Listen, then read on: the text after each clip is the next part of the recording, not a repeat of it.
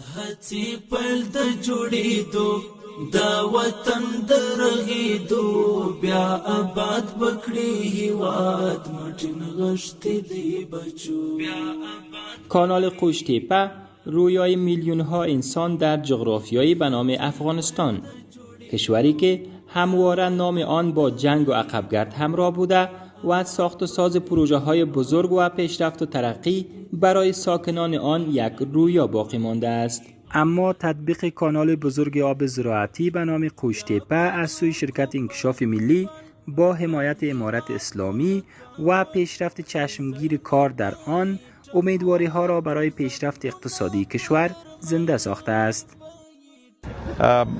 دمی 10 کیلومتر که گشتیم انجینیرای وطن خود دیدم، ماشینکارای وطن خود دیدم، لاری رانای وطن خود دیدم که با تمام عشق به وطن کار میکردن و هدف یگانه‌شان این بود که ما خودکفا شویم از نظر زراعت و سرسبز بسازیم این دشت‌های وسیع و آرزومند روز هستم که بیایم و کارهای سازنده این مردم به جهانیان برسانم. و امروز خوشبخت هستم که همو کارا میکنم که ما این پروژه عظیمی را که ما در کنار از این استاد هستم به بخش‌های مختلف شیر دیدم و به مردم دنیا میگم که ما به عنوان ملت و ما به عنوان مردم همه چیز میتونیم انجام بدیم. فقط یک لحظه به ما